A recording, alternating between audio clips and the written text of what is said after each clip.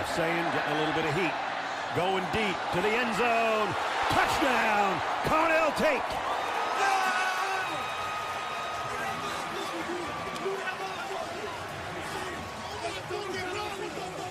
What's up, review crew? We are back again with another review. This time we're going over the Ohio State Buckeyes versus the Wisconsin Badgers. It was a blowout, a shutout, complete dominance. I don't know if y'all watched the game. Even if you did, let's just say you watched it at a bar, you don't hear the audio, you're not reading the subtitles, you probably didn't know. Wisconsin didn't have over 100 yards heading into the fourth. And the whole fourth quarter was garbage time. The whole fourth quarter for real. After we scored, of course. Like, it was like 6 minutes left. It was over, man. They had like 85 yards entering the fourth quarter. How the fuck do you only have 85 points? I mean, 85 yards. It's not even their fault, though, y'all. That's not the point I'm making. The point I'm making is Ohio State's defense is that stiff. You lose 8 people on the defensive side of the ball, and you come back with, 3 starters, and the other 8 are like, I mean, it's like they just, I don't know how the fuck they do it. It is a factory over there in Columbus, man. I'm looking at the stats right here. Kenyatta Jackson, Orville Reese, Caden Curry all had sacks. We got Sonny Styles with an interception that came off a deflection. I think it was like their second drive of the game. Quarterback, I mean, 85 yards. Like, nobody really played great on their end. Now, we did beat them 34-0, but that does not tell the story about Wisconsin's defense, man. Honestly, like the commentator was talking about it, they really played a good defensive game. It's just like you get overwhelmed at a point. Like, we just got too many weapons. There's nothing you can do to stop us. But they did, like, I mean, Jeremiah Smith, man, 9 catches for 97 yards? Could have easily been 12 for about 150. Maybe 13 for 150. 2 touchdowns defended. Like, whoever that corner was that Carnell Tate was mossing, he was doing great on Jeremiah Smith. I don't know how. Like, how you can guard Jeremiah at 6'4", but you couldn't guard the 6'1", 6'2" Carnell Tate. Carnell Tate, man, bunnies, though. Bunnies. Carnell Tate is, I think he's the best draft-eligible wide receiver in college football. I'm sorry, Jordan Tyson.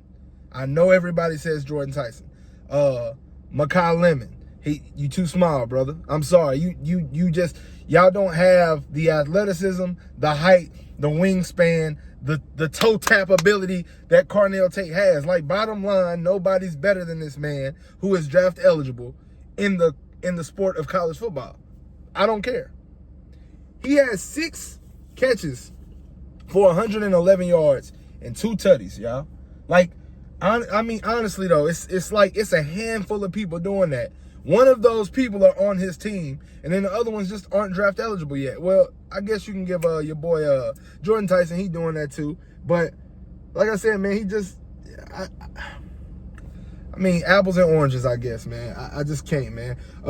Julian Sayin, though, honestly, as well as everybody played, I'm still going to say he was the story of the game, because you described to me what a Heisman should look like. If I close my eyes, I see one visual of a person, and that's Julian Sayin for the Buckeyes. Like, I mean, not only has he been hysterically, and I'm not saying hysterically, this shit is fucking hysterical. It's hilarious. He's been that fucking accurate today. 36 for 42, 393 yards, 86. That's good enough for 86%, bro.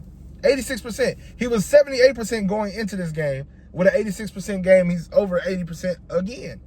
After barely missing the margin last week. Like, this dude is crazy accurate with the football. Multiply that with the weapons. Multiply that with the defensive line, with the offensive line. Multiply that with the play calling of Brian Hartline when he lets him cut loose. I don't see a team beating us. I don't. And I don't know how you can. If you do, name a team. Y'all said Miami last week. What the fuck happened to them last night? Fucked up my parlay. That's what happened. Indiana, we're going to figure that out because we got to see them in Indianapolis if we keep playing the way we playing and they playing the way they playing. Like, but Ohio State has no weaknesses. I would say probably depth on in the secondary, maybe. I mean, you got the name Scott Jr. and Devin Sanchez. You got I can't think of the safety who been getting a lot of clock. I can't think of his name. Number 18, Jaden McClain. I mean, like, he's starting. Like, you got, after you get past that, you might ask some questions, but when the fuck are we gonna get past that? You gonna have to run a 5-out with a running back in order to be like, all right, that's the weak man, because all these dudes are athletes. All of these dudes are ball hawks. All of these dudes are dangerous. It's an embarrassment of riches, man. And I will eat the crow if I have to eat the crow whenever that day comes. I just don't see it coming. I'm sorry, y'all. This is crazy. This is crazy. 500 total yards of offense. Well, over 500 yards of offense, and you only gave up, you gave up less than 100. And then you go into the fourth, garbage time. They probably end up getting to like 150 total. That's still nothing, man.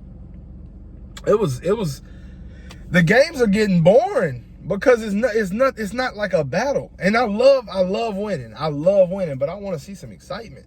Because we not doing it with like interceptions and fumbles and shit. We just not letting people advance the ball. Like we ain't even got to turn people over. They just not going 10 yards to get first downs. And it's beautiful to watch if you're a defensive fan. I mean, I like defense when my team's dominating, but I still want to see some shit. And I have not been able to see that these last couple of weeks. Like, I haven't been worried all season. I was worried the Texas game, and as we can see, I was worried for nothing. Like, damn, this Ohio State team is that good, or either the rest of the field is just not. I don't know, man. But Ohio State, like, I know I keep repeating it. I don't see anybody beating us. Do you? Let me know in the comment section, man. And until next week, in terms of football, we just gonna leave this one in the review because I ain't got shit else to say, y'all. Peace.